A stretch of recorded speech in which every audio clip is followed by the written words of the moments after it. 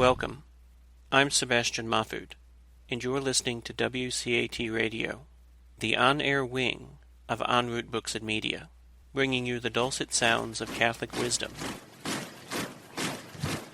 Lay up for yourselves treasures in heaven, where neither moth nor rust consumes, and where thieves do not break in and steal. For where your treasure is, there will your heart be also. Greetings, everyone, and welcome to True Wealth. I'm Dave Basconi, and here in the studio with me is Maria Smith. Good morning, Maria. How are you doing today? Doing well, thank you. How about yourself, Dave? Yes, I'm doing well today. I'm enjoying the warmth before the cold. Have you been listening to the upcoming weather for the week? Yes, it's going to be pretty cold, but thankfully we are so blessed to have heat in our homes instead of living in the old times when they didn't. Yeah. Oh, yeah. No, it's pretty nice when you simply go over and turn a dial or press a couple of buttons, and all of a sudden, or within minutes, you feel warmer. Yes, we should never take that for granted, because I think it's a relatively new comfort that we have. Not that people didn't have heat sources in the past, but I can tell you as a kid, my godparents heated with coal and wood, and where I grew up, that was common, and so having the coal stove that used it could use wood, and also they cooked with coal and wood, and I have got to tell you, some of the best food in the world came off of that stove. Not just, it was just, I mean, and so you walk into that house and everybody would kind of sit around the stove there because it was the heat source, as you got further away from it, some of the other parts of the house were cold. So we had a lot of good discussions, and as a kid, I just sat and listened to the adults, and I just found that to be very comforting and great memories. I really sometimes believe that even though it's a lot of work, no doubt about it, you got to hustle the fuel into the house, you got to clean the ashes and all of that. But there are some benefits to it that we may not realize with the comfort and the ease that we heat our homes with today. Absolutely. You made an excellent point there where you described, everybody's gathering around the heat source, and the heat source was something essential, and people gathering around it, you could do little things like a woman could crochet or knit or something, but it was really a getting together, and people got to know one another, got to share their opinions, got to share who they were. That was a really important factor with the heating thing. We've lost that. Well, first of all, we have most of us have more larger homes, more rooms in our homes, and we've lost it. And then when people gather around to watch the TV, that is not at all the same thing, because it's a passive thing. And, much as I do use the computer a lot, and I do watch videos, educational ones, instructive ones, religious ones, all kinds of different things, but still, I feel like I'm getting something out of it. I'm not just passively. And, that's a whole topic I have, too, with the way that we entertain ourselves or are entertained, how drastically it's changed, and really not for the better in most situations. I always try to look at the positive, too. Some things are better, definitely, but some things are not. And I want to say, too, about when I was in Italy, when I was young, we didn't have, and now it doesn't get as cold there, but it does get pretty cold. You're talking 35 degrees, 30 degrees, and their houses in the south are made out of this thick stone, and most of them stone floors or even marble floors, because marble does not cost as much there in Italy. And most people have that. But I remember my grandparents heating with a fireplace, and they had no central heat. They had a fireplace. Then they would take the hot ashes from the fireplace, put them in this metal container, this low-lying metal container. I think the name in English is a brazier, Brazier, and that's how they would take her to a different room to heat the air in a different room. And when I lived there, even as when I was older, I lived with my aunt in the same house, my grandparents' house. Seriously, Dave, they had so many blankets on the bed. It was heavy. It was like you were underneath it. And it wasn't like the very soft quilts and comforters we had. No, they were heavy. Yeah, like horse blankets, huh? Yes. Not just one either. There were several of those. There's 1 layer, 2 layers, 3 layers, 4 layers. Yeah.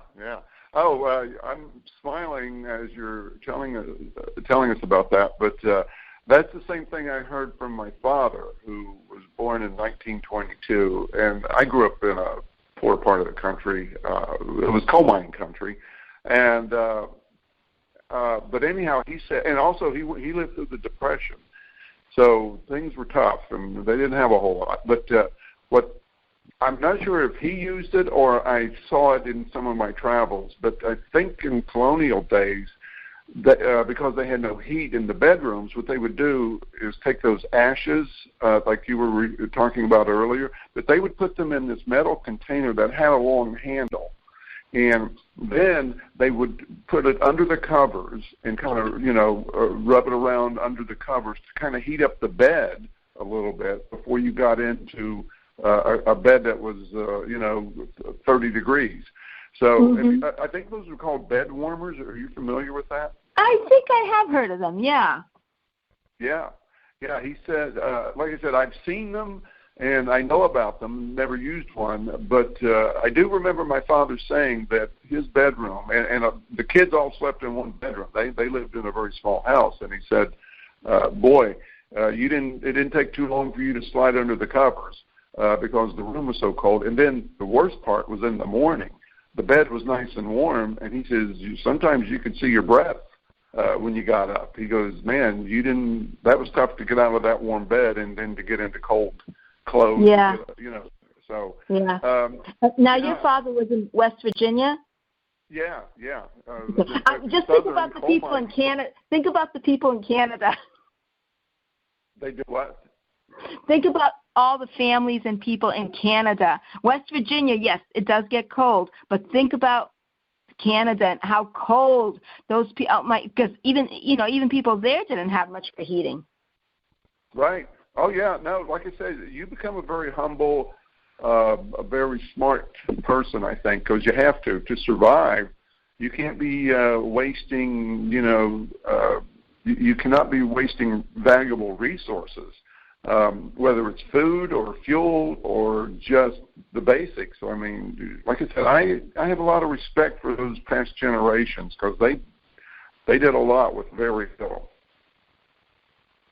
Yeah, that's so true. And, yeah, I mean, really the contrast is just so great between what people did in the past with very little and what we are doing now with so much, and especially the state of the human soul, the human heart, the human mind nowadays.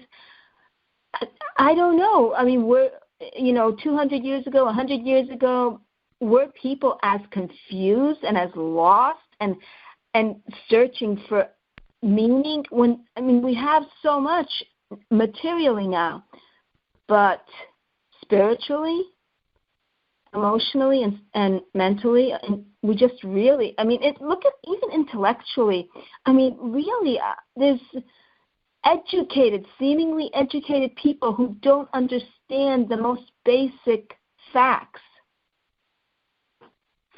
Yeah, no, I think that there's a tie-in to all of that. Matter of fact, I think past generations could relate to other people that were in, poor or in some cases desperate situations, because if you've been there yourself or you're close to it, you can certainly relate to that person who says, I'm hungry, I have no place to stay, sick, and, without anything to help me. I heard something many years ago as well. It says you can relate to a hungry person far better as you go into a restaurant versus coming out of a restaurant. And I think that's what has happened. When you're hungry, you can relate to other people that say, I'm hungry. If you've always got your fill, you've heard about hunger, but it just doesn't have the same impact when you hear about it. Living it, I think, really drives the point home far better than just hearing about it. Yeah, I think it's that way for just about everything. Perhaps there are some people who really can understand other people without living through their experience. I don't know. But I know for myself, I understand people better when I have gone through similar things. Yeah, and I think that's kind of what you're expecting when you go to a counselor, that if they've either experienced it or if they haven't experienced it, they've talked to so many people that have. So they have a good understanding. In other words, that's their specialty. If they're good at it and apply it, I think, in the right way, then they can, I think, help other people. That's always been, when you hear the argument, how can a priest help me and my family because, priests aren't married and so he can't relate. Well, I'm sorry, I beg to differ. First of all, priests grew up in a family. After ordination, they still are in a family. I see the parents of this young priest every Sunday at Mass. And I see him dealing with his nephews and nieces and all, so they still are involved with the family. And the other thing is, they have the advantage of talking to many other people in their years that they can relate to how things, happen with other people, and so they do have a lot of counseling experience. So I think a priest in many ways can relate better because of all of that than just the average person. And like someone said, if you're in a bad marriage, do you want to get counseling from someone else in a bad marriage, or would you rather get counseling from someone in a good marriage? The bad marriage counselor may just agree with you on everything and whine about the same things, whereas the good marriage counselor, he can point out where you're going wrong and then give some good advice. So I see it that way versus, you can't relate unless, you are married and all of that. How does that sound? Yeah. I think you made some excellent points there with the priests, and they do come from a family, and most of them still have a family, like you said, with siblings, nieces, nephews, parents, grandparents, aunts, uncles, cousins. Sure. And I really think that was very insightful when you said, even if a person hasn't gone through certain experiences, if they've spoken to a lot of people, such as a counselor or a priest, who have gone through the same or similar situations, they really can get a good understanding of it. Yeah.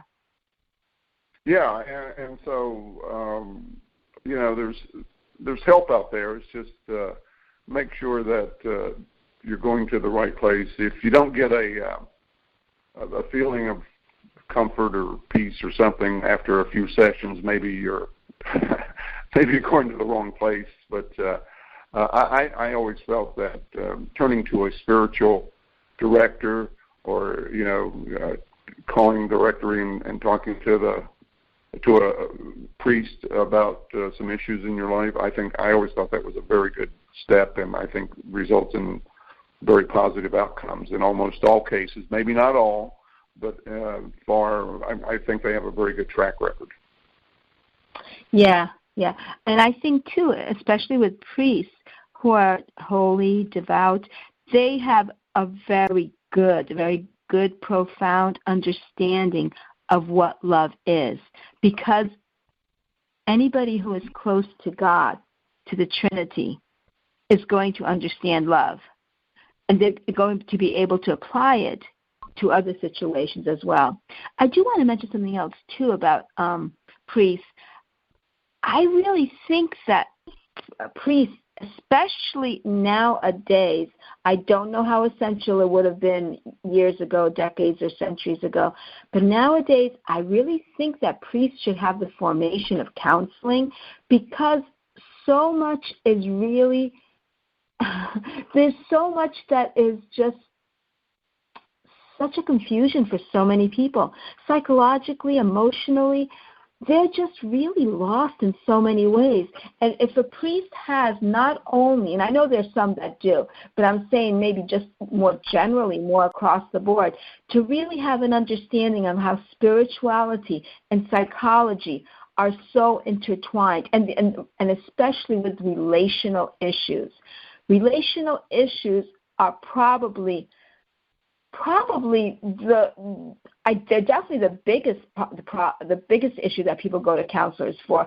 Are they the only issue? Can everything really be boiled down to some sort of relational issue? If you don't like your job, if you're unhappy with certain family members, if you're unhappy with yourself, I don't know. Well, maybe everything is relational, because it's either that you have something spiritually that isn't working in your relationship with God or with other people, or your relationship with yourself, how you view yourself. That could be distorted. Yeah, it's an excellent point there. I think priests are strong in theology and philosophy, but the psychology part is what you're really referring to here. That's an excellent point, because the culture has changed. And, maybe before you can start to apply the theology and philosophy, you got to do a little psych work here, getting to understand the person maybe from a point of view that you're not quite that familiar with until, as you said, if you had some formation in this, that might allow for a more efficient journey to getting this person back on the right track. That's an excellent point. I never thought of it that way, but the culture is changing, and I guess how you deal with the culture, we have to address that really every year or every decade. Yeah. There's a lot of things that are really very closely related to spirituality that are also psychological and emotional. One thing that, so many people are trying to deal with nowadays is stress and anxiety. And actually, another thing too, which is very spiritual, but also very psychological. I don't know if you've heard or come across anything about the rise of narcissism. I think it always was around, except that now in our culture, narcissism is actually honored, praised, congratulated, almost hero worship. Look at that person. Oh, my goodness, they didn't care. They just got to the top. Or we admire celebrities or wealthy people. I believe much, much more than we ever did before. I really do think that. And of course, it's not all people. I'm sure there were people in the past who also, were very greedy, admired, envied rich people. But I think people did look at people and really base their opinion on the person's character instead of their possessions. I think they do so a lot less nowadays. Yeah, well, that's right, because I think the technology, which, with all the coverage of world events, and plus I think the culture is far more willing to glamorize certain things. We're just not the humble society that we used to be, and status is now more possession-related than character-related. But I think that all goes hand in hand as technology develops. It can go one of two ways. It can bear good fruit or bad fruit. And in a lot of ways, I think the bad fruit is winning, if that's what it causes. My thoughts about technology is just what I said. It's neutral. So I don't say it's either good or bad. It's just neutral. But it has the ability to cause people to draw closer to God as a society. And if that's the case, then I think the technology is well used. But if it causes distractions and the culture moving away from God, which then results in all these problems, which results in another round of solutions that are tied to the culture, then that technology is not being used in a good way. It's almost like how we started the conversation about heating our homes. If being able to turn a dial or push a couple of buttons causes everybody to feel nice and warm, but causes the family to drift apart, teenagers getting into trouble because they didn't have the guidance of the adults, like maybe the people sitting around the coal stove did. Oh, by the way, I was going to say, back in the good old days, when everybody was sitting around the coal stove, if you had been into mischief, that came out, and you were pretty much dealt with in front of the whole family. So the coal stove had a lot of good things about it. Like I said, it kept the youth in line, and so anyhow, that's the bottom line on technology. So does that make sense about how all this ties together and where things are going? Yeah, and I wanted to add, too, with technology and our modern culture is that there is a tremendous loss of reality. I mean, I think you can see this. This is why we're confused. This is why things seem to be insane, crazy, because we've lost touch with basic reality. And one of the ways is really just connecting it with what we're talking about, is really when you lose touch, when you become more distant to both God and to other people. I mean, even if you didn't think about God a lot or really, it wasn't the focus of your life, but you had deep connections with other people. You were involved with them on a day-to-day basis. You got to know them through and through, whether it's your family members, extended family, neighbors, or the people in the stores that you went to that were always there. You used to have a lot more of that small town community. So now we have that loss of reality. Why? Because everything puts a distance. If you are not in the same room with somebody face to face, already, if you're talking on the phone, or if you're texting, or if you're seeing a Facebook, it's already so much more detached from reality, from the actual concrete, tangible. You see the person, you can feel the person, you can hear the person in a real space. You're losing touch with reality, and when you lose that touch with reality is when things start to go really haywire. And of course, it's really, not heating our homes, our technology, all the conveniences that we have helped modern man to lose touch with what's really real. And, it really is a sadness. So, I mean, I do really like technology. But then again, I think, there was so much we didn't have in the olden days. People died much more often. They died younger. Many children never grew up. But now that we have all these things, yet we've lost touch with reality. We really don't know other people well. So we start, we've said, we look more at their status, at their accomplishments, instead of who they are. It's more their distance. They're way up there, or they're way out there, or they're horrible, terrible people. Whereas before, even if people we considered were horrible, terrible, we could actually get to know them better and actually have compassion and pity for them and actually help them in real time, in tangible ways. But now, the things that are happening seem so distant and out of touch. Oh, absolutely. Yeah, for sure. And matter of fact, excuse me. Matter of fact, something that came to mind while you were talking about, how we've lost touch with each other. It also spans generations in a way. That the following example, I think, can demonstrate that. It goes back to, let's say, 300 years ago, all right, where things were no real technology to speak of compared to today. If you took 3 generations, let's say the son, the father, and the grandfather, and let's say the ages are somewhere in 20, 45, and 70, and that for the most part they were farmers. That's how they supported their family, and that was their livelihood. Well, the technology or the tools used by the farmers didn't change.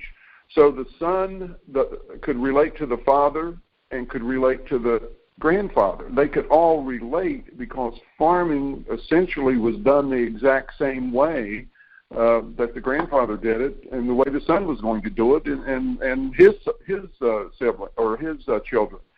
So it was much easier to relate to people because you were doing essentially the same thing the same way. Now, today's technology, let's say it's changing every 10 years. Yeah, that's slow, right? Pardon me? And that is slow every 10 years. It seems to be changing even faster, especially with social media. I'm using 10 years. Yeah, I'm using 10 years just to be generous. But I remember a few years ago, my son, who was saying that he couldn't even keep up with the changes in technology. I thought he was always very computer savvy because, he kind of got into it, not the way kids do today, but, teenage, mid-teenage. And plus he uses it at work. So I always thought he was very computer savvy. And but he goes, oh, no. He goes, I'm falling behind. I don't even understand some of it. So I'm going, holy cow, that's amazing because if the technology is changing that fast, it's no wonder that the son can't really relate to the father, can't relate to the grandfather when it comes to living life using technology. Now, if you were to talk to my father, his grandfather, my father he wouldn't know a single thing about what he was saying because, remember, he was born in 1922.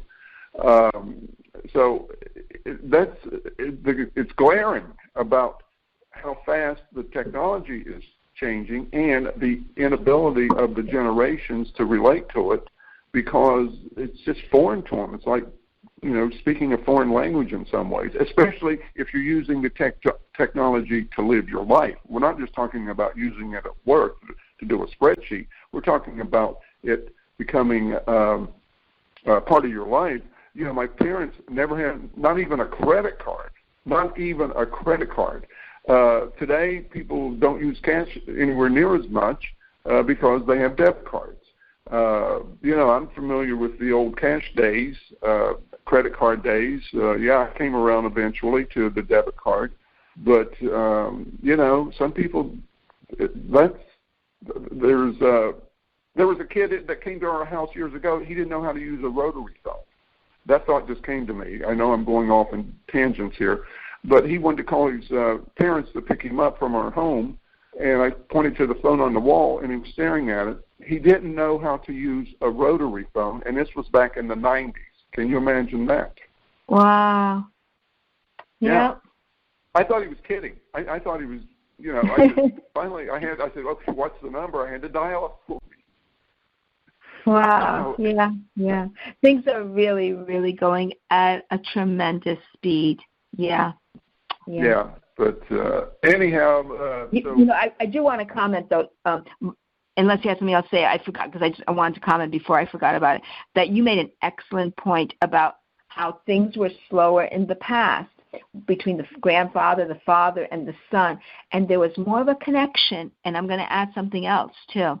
There was a respect there. Yeah, there you go. There was a respect of the son towards the father and the grandfather. Right. Why? Because the father and the grandfather knew more. They had used these tools more. They knew the ins and outs of all of the tools, of the farming.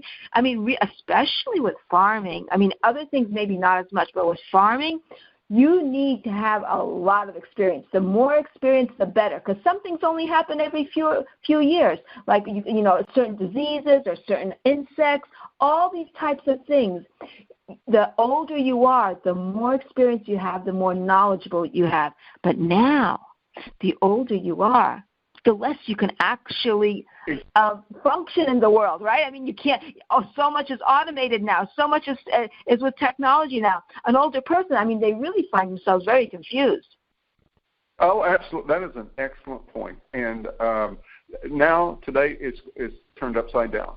Matter of fact, the joke is if an adult can't figure out how to do something, just find a 12-year-old in the neighborhood, and they'll show you how to program your appliance or whatever. But you're absolutely right. The son respected the father and the grandfather because of their experience. And that happened years ago when a friend of mine who worked for a company where I was employed, he went back to his family farm. It was a dairy farm in upstate New York. And he came back to the company after a few years of working there. And he said to me, he goes, I still, even though I've been doing this for a while, I don't know what my father knows. He goes, for example, when it comes to spring plowing and planting, he goes, I'm not really sure exactly when we should start. He goes, but my father will go out in the field. He'll grab a handful of dirt, and, he'll do whatever. He'll make some observations, and he'll go, no, not this week, maybe next week. And he goes, I can't do that just yet. He goes, my father just has that knack, that feel, that instinct that has come over the decades of farming, running a dairy farm. He goes, I'm not there yet. So you're absolutely right about that. And today, like I said, it's turned upside down. The kids know far more than the parents when it comes to the technology. Yeah, and in the olden times too, especially on farms, another thing that the farmers were excellent at was predicting. Obviously, they weren't right 100%, but meteorologists, they were excellent at predicting the weather. Why? They had to be, I mean, even meteorologists with all their fancy equipment are wrong often, but the farmers were often right. Just by going out there, seeing which way the wind was blowing, noticing all kinds of different things in the atmosphere, even with the animals, what they were doing, they could tell a lot of things. It was amazing, but they really understood so much more than we do. They were so much closer to nature, and nature is a great teacher.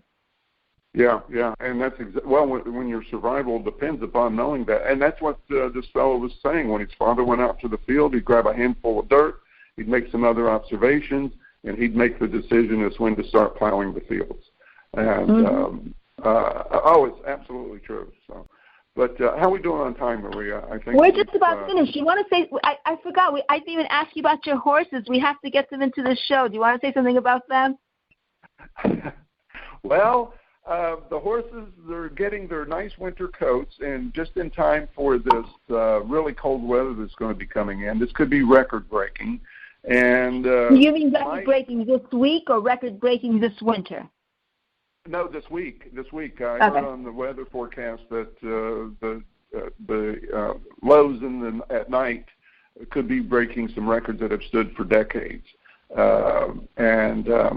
So anyhow, speaking of the farmers, I make decisions on where to put them at what time of the day, because I don't like to keep them in their stalls any more than necessary. But so they're out today, and they're going to be out tonight because tonight's going to be relatively warm. And then they'll probably be brought in tomorrow because it's going to start out dry, but it's going to get damp and cold and windy. So that's not good. So, that's a good point. I'm glad you asked that. But I just do that second nature. I don't even think of it anymore. It's like taking care of kids and their schedule. And you would plan their schedule around the weather as part of it. And I'm doing exactly the same thing. And so I want to know the weather a couple of days out, and I'll make decisions accordingly. So, and I tell you, they appreciate it. Man, if you ever come home and the weather changed and they're out there shivering, they cannot wait to get into their stalls, and especially with some hay, because the shivering stops after about 5 minutes of eating some hay for warmth. And you can tell, especially if they've got a lot of ice, maybe some ice is accumulated on their backs. You take a tool called a sweat scraper, and you take that ice off, take a towel, rub them down a little bit. Oh, man, you're their friend for life if you do that. Great. That's how you build that partnership.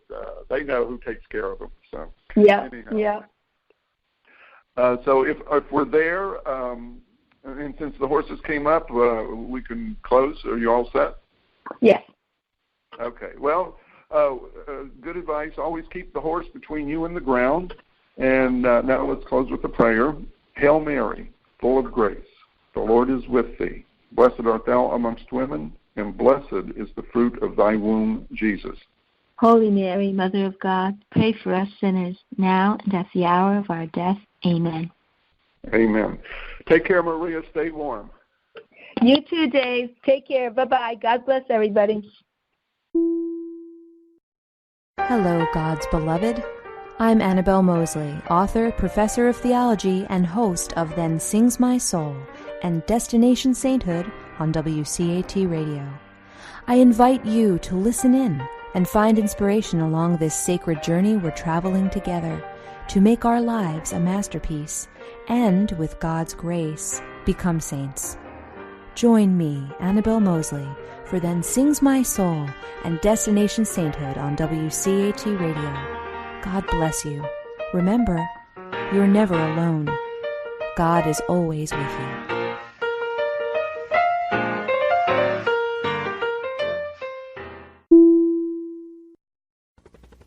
We hope you enjoyed the program and will join us back for another show on WCAT Radio. This is Sebastian Mahfood. Good day.